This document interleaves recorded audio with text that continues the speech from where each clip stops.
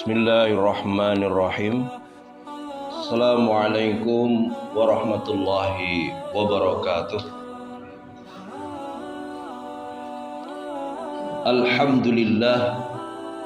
Alhamdulillahi rabbil alamin. Wa bihi nasta'inu ala umurid dunya waddin. Ashhadu an la ilaha illallah wa ashhadu anna Muhammadan abduhu wa rasuluhu la nabiyya ba'd. Allahumma salli wa sallim wa barik ala sayyidina Muhammadin wa ala alihi wa sahbihi wa man tabi'ahu bihuda ila yaumiddin, amma ba'd. Wa ya ayyuhal hadirun, usikum wa nafsi bitaqwallah faqad fazal muttaqun. Kama qala Allah ta'ala fil Qur'anil Karim, a'udzu billahi minasyaitonir rajim. Wa may yattaqillah yaj'al lahu makhraja wa yarzuqhu min haitsu la yahtasib. Qala Rasulullah sallallahu alaihi wasallam, ittaqillah haitsu ma kunt wa adbi'is sayyi'atal hasanata tamfuha wa khaliqin nas bi khuluqin hasanin. Saudara-saudaraku jamaah salat subuh yang dimuliakan Allah Ta'ala, alhamdulillah, puji syukur senantiasa kita haturkan kehadirat Allah Ta'ala atas segala karunia nikmat, di mana pagi hari ini kita masih dikaruniakan Allah Ta'ala keimanan, takwaan, kesehatan. Kita masih bisa menikmati hari yang ke-16 di bulan Ramadan 1444 Hijriah. Mudah-mudahan kita senantiasa diberikan hati yang istiqomah sehingga bisa sampai pada tahapan husnul khotimah. Amin, amin. Tak lupa sholawat dan salam kita sampaikan kepada baginda Rasulullah Muhammad sallallahu alaihi wasallam. Saudara-saudaraku, hari ini adalah hari yang ke-16. Nanti malam insyaallah malam yang ke-17, di mana malam ke-17 para ulama kita memberikan satu pelajaran yang sudah turun-temurun. Itu diberitakan malam 17 itu adalah malam nuzul Quran. Tadi kita baca surah Al-Baqarah 185 di rakaat pertama, di mana Allah Ta'ala menunjukkan, a'udzu billahi minasyaitonir rajim, syahrul ramadhan alladzi unzila fihil Quran, bahwa bulan Ramadan diturunkan pada bulan itu Al-Quran. Para ulama sepakat bahwa malam 17 itulah turun pertama kali, di mana turun pertama kali surat Al-Alaq ayat 1 sampai dengan 5. Itu menjadi awal dari turunnya wahyu, dan itu terjadi di malam 17 Ramadan itu. Kemudian selanjutnya Al-Quran itu turun berangsur-angsur selama 22 tahun 2 bulan 22 hari, sebagaimana diterangkan Allah Ta'ala lebih lanjut di dalam surah Al-Isra ayat 105 dan 106. Oleh Allah dikatakan bahwa wa Qur'anan faraqnahu litaqra'ahu 'alan nas 'ala mukthin wa nazzalnahu tanzila, bahwa Al-Quran itu diturunkan berangsur-angsur. Kemudian Al-Quran itu yang diturunkan selama 22 tahun 2 bulan 22 hari itu dibagi-bagi oleh Allah. Wa Qur'anan faraqnahu, dibagi apanya? Bisa dibagi juznya menjadi 30 juz, bisa dibagi suratnya menjadi 114 surat, bisa dibagi ayatnya menjadi 6.236 ayat, bisa dibagi turun di Mekah dan di Madinah menjadi ayat-ayat Madaniyah dan Makkiyah. Turun di Mekah 85 surat, yang turun di Madinah 28 surat. Bisa juga dibagi-bagi setiap urusan, kullu amrin hakim, bahwa setiap urusan oleh Allah sudah diberikan petunjuk, baik urusan itu terkait dengan kehidupan pribadi, kehidupan keluarga, maupun kehidupan masyarakat. Bahkan apapun yang ada di alam semesta ini oleh Allah sudah diberikan petunjuk, oleh Allah sudah diberikan ilmu. Kemudian Al-Quran turun tadi, oleh Allah dinyatakan wabil haqqi anzalnahu wabil haqqi nazal. Proses turunnya itu benar. Pada bulan Ramadan saat itu Rasulullah betul-betul menerima wahyu, di mana menerima wahyu melalui malaikat Jibril, dan itu betul-betul oleh Allah diutus, dipilih, dan proses itulah proses yang hak, proses yang benar. Malaikat Jibril memasukkan wahyu itu ke dalam hatinya Rasulullah. Kemudian Rasulullah wa innaka wa ma arsalnaka illa mubasysyiran wa nadhiran. Kemudian setelah itu Rasulullah diangkat menjadi nabi untuk memberikan kabar gembira dan memberikan peringatan. Jadi pada saat 17 Ramadan itu, kalau dalam bahasa kita itu Rasulullah itu dilantik menjadi nabi. Kemudian untuk apa Al-Quran itu diturunkan? Surat Al-Baqarah 185 dilanjutkan dengan bahwa syahrul Ramadan alladzi unzila fihil Qur'an hudan linnas. Itu untuk petunjuk bagi manusia. Kalau kita lihat petunjuk untuk manusia itu sebenarnya sudah diberikan Allah sejak Nabi Adam. Surat Al-Baqarah ayat 38 dan 39. Qul nahbitu minha jami'an fa imma ya'tiyannakum minni hudan faman tabi'a hudaya fala khaufun 'alaihim wa lahum yahzanun.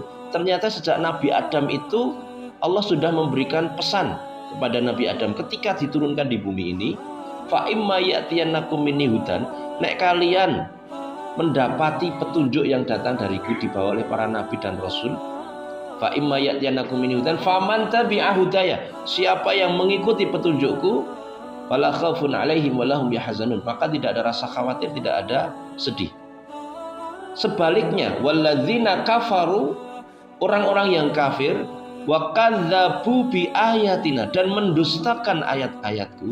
Jadi ternyata sejak Nabi Adam itu sudah diweling, siapa yang kafir dan mendustakan ayat-ayatku, walladzina kafaru wa kadzdzabu bi ayatina faulaika ashabun nar hum fiha khalidun. Itulah orang-orang yang nanti masuk kategori penghuni atau penduduk neraka, dan di sana mereka kekal. Kemudian berlanjut setelah Nabi Adam berketurunan banyak, surat Al-Baqarah 213. Karena nasu ummatan wahidah, manusia itu satu umat sebenarnya, berasal dari umat yang sama, yaitu Nabi Adam. Fa ba'atsallahu nabiyyina mubasysyirina wa mundzirin wa anzala ma'ahumul kitab litahkuma bainan nas fi makhtalafu fi. Ayatnya cukup panjang di situ. Allah menyatakan bahwa manusia itu berasal dari satu umat. Fa ba'atsallahu nabiyyina mubasysyirin wa mundzirin. Kemudian Allah membangkitkan nabi-nabi. Jadi setelah Nabi Adam, setelah itu periode banyak nabi-nabi diutus oleh Allah Ta'ala. Rasulullah ketika ditanya berapa jumlah nabi itu ya Rasulullah, 124.000. Loh kenapa yang di dalam Al-Quran hanya 25, yang dikisahkan hanya 25? Surat An-Nisa ayat 164. Ada yang dikisahkan, ada yang tidak dikisahkan. Nah, terakhir kemudian Nabi yang dipilih oleh Allah itu adalah Nabi Muhammad sallallahu alaihi wasallam. Surat Ahzab ayat 40. Maka Muhammad aba ahadim mir rijalikum walakin Rasulullah wa khataman nabiyyin. Muhammad itu bukan bapak di antara kalian, bukan hanya sebatas bapak dari seorang laki-laki di antara kalian. Walakin Rasulullah wa khataman nabiyyin. Akan tetapi Muhammad itu adalah Rasul Allah dan penutup para nabi. Sehingga nabinya sudah ditutup ketika Rasulullah itu diutus, dilantik tanggal 17 Ramadan itu.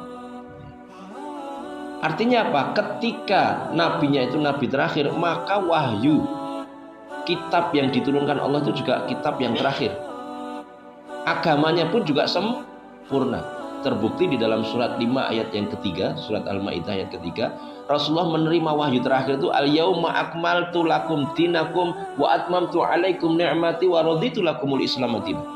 Pada hari ini telah aku sempurnakan nikmatku kepada kalian semua, dan aku ridho Islam itu menjadi agama kalian. Itu menjadi wahyu terakhir menurut sebagian besar mufassir, ya, ketika Rasulullah haji wada menerima wahyu ini.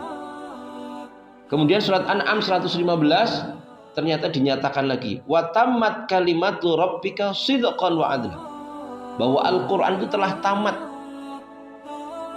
benar dan adil, isinya kebenaran, dan nanti ketika diaplikasikan akan membawa keadilan. La mubaddila li kalimati, tidak ada perubahan bagi kalimat Allah. Nanti akan diterapkan dimanapun, insya Allah akan membawa keadilan. Maka Rasulullah itu betul-betul Nabi terakhir, menjadi penutup Nabi. Agamanya itu sudah diridhoi oleh Allah, sudah disempurnakan. Kitabnya itu juga sudah tamat, isinya kebenaran dan keadilan. Maka Rasulullah itu betul-betul di dalam surat Saba ayat 28, wa ma arsalnaka illa kafatan linnas, Rasulullah diutus untuk seluruh manusia.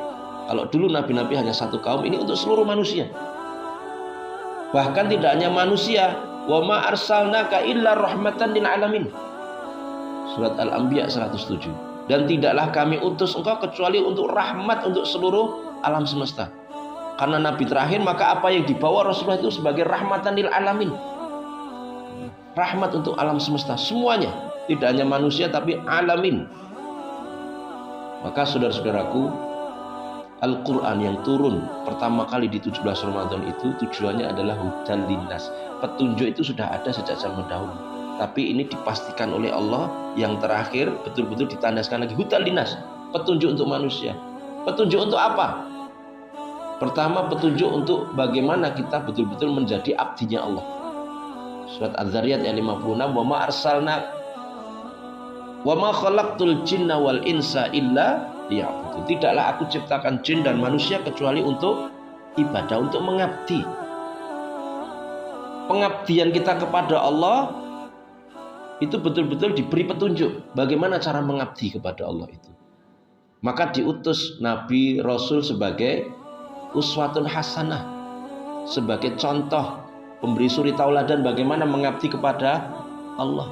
Diutus Nabi dan Rasul, wa innaka latahdi ila siratin mustaqim, untuk membimbing manusia itu supaya manusia itu menuju jalan yang lurus. Jalan yang lurus itu menuju kemana? Dari dunia sampai akhirat, menuju siratal mustaqim. Maka pada sebuah riwayat Imam Ahmad ketika menafsirkan surat An'am 153, Ibnu Katsir menukilkan hadis ini, wa anna hadza sirati mustaqiman fattabi'uhu wa la tattabi'us subula fatafarraqu bikum an sabili dzalikum wasaqum bihi la'allakum tattaqun.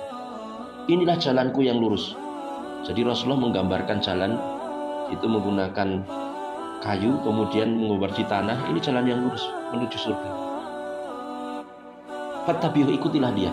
Kamu nanti ketika mengikuti dia maka sampai ke akhirat dan selamat. Wala tattabi'us subula, jangan kamu ikuti jalan-jalan yang lain. Kemudian Rasulullah menggambarkan di kanan dan kiri itu ada jalan yang belok. Jangan ikuti yang itu. Kenapa? Karena di depan jalan-jalan itu yang belok itu nanti ada penyeru setan yang nanti akan membelokkan jalanmu dari jalannya Allah. Fatafarraqu bikum an sabili, kamu nanti akan terpecah dari jalan Allah. Dzalikum wasaqum bihi la'allakum tattaqun, itulah yang diwasiatkan Allah melalui Rasulullah supaya kamu bisa takwa. Maka Rasulullah kemudian mewasiatkan supaya kamu betul-betul mengikuti jalan yang lurus, tidak terpengaruh setan yang senantiasa menyeru ke jalan kanan kiri belok tadi. Maka Rasulullah menyarankan kita untuk ikutilah imammu. Yang kedua, ikutilah penasehatmu. Apa imam kita? Apa penasihat kita? Rasulullah kemudian menyatakan imammu adalah kitabullah, Al-Quran yang diwariskan untuk kita semuanya ini, jadikan imam. Apa maknanya imam itu? Diikuti. Yang kedua, ikuti penasehatmu. Apa itu penasehat? Hatinya mukmin. Hatinya mukmin itu adalah hati yang bersih. Suatu riwayat lain, hati mukmin itu hati yang bersih. Ketika dia itu berbuat maksiat akan ada noda di dalam hatinya itu. Ketika dia istighfar, ketika dia tobat, ada harapan untuk dihapuskan. Maka ketika hatinya itu senantiasa dijaga kebersihan, kemudian kita jadikan imamnya itu kitabullah atau Al-Quran, insya Allah ini akan menuntun kita menuju jalan yang lurus. Kita insya Allah tidak akan terpengaruh oleh seruan-seruan, oleh godaan-godaan setan yang ada di depan jalan tadi, jalan yang belok tadi. insya Allah kita juga akan bisa melewati ketika jalan yang lurus itu ada duri, ada lubang, akan bisa menghindari. Maka wa anna hadza sirati mustaqiman itu. Oleh karena itu, saudara-saudaraku, kesempatan puasa ini, siangnya kita siam dalam rangka untuk menahan hawa nafsu, ini sebenarnya adalah membersihkan hati. Kemudian malamnya kita qiyamul lail, kita dirikan malam dengan sholat malam, dengan tadarus, bagaimana Rasulullah juga setiap bulan Ramadan tadarus setiap malam. Maka dengan tadarus, dengan sholat malam, dengan siam kita yang menjaga hawa nafsu, ini sebenarnya kebersihan hati. Dan juga kita mengikuti imam tadi, tadarus. Maka insya Allah kalau kita nanti di luar Ramadan bisa aktif seperti ini, bisa istiqomah, maka insya Allah tujuan akhir dari puasa itu akan bisa kita capai. La'allakum tattaqun. Saudara-saudaraku, itulah Al-Quran yang diturunkan sebagai petunjuk untuk menunjukkan kita jalan yang lurus. Rasulullah sudah memberikan arahan-arahan bagaimana supaya kita bisa meniti jalan yang lurus itu. Ikuti imammu dan ikuti penasihatmu. Penasihatmu itu adalah hati kita masing-masing. Kita upayakan untuk senantiasa dijaga kebersihan. Imam itu kita ikuti, kita baca, kita dengarkan, kita hayati, sehingga kitab itu akan betul-betul menjadi cahaya di dalam hati kita. Nanti akan menunjukkan di sisa perjalanan hidup kita dan akan menghantarkan kita kepada akhirat. Itulah maknanya Al-Quran itu juga bisa menjadi syafaat. Puasa juga bisa menjadi syafaat, karena kita mengikuti Rasulullah juga mendapatkan syafaat. Mudah-mudahan nanti kita di akhirat dipertemukan Allah kembali di surganya. Amin Allahumma amin. Mudah-mudahan bermanfaat. Ada hal yang kurang berkenan mohon dimaafkan. Yang keliru insya Allah kita revisi dan kesempatan. Kita akhiri dengan bacaan Alhamdulillahirabbil alamin. Subhanakallahumma rabbana wa bihamdik asyhadu an la ilaha illa anta astaghfiruka wa atubu ilaik. Assalamualaikum warahmatullahi wabarakatuh.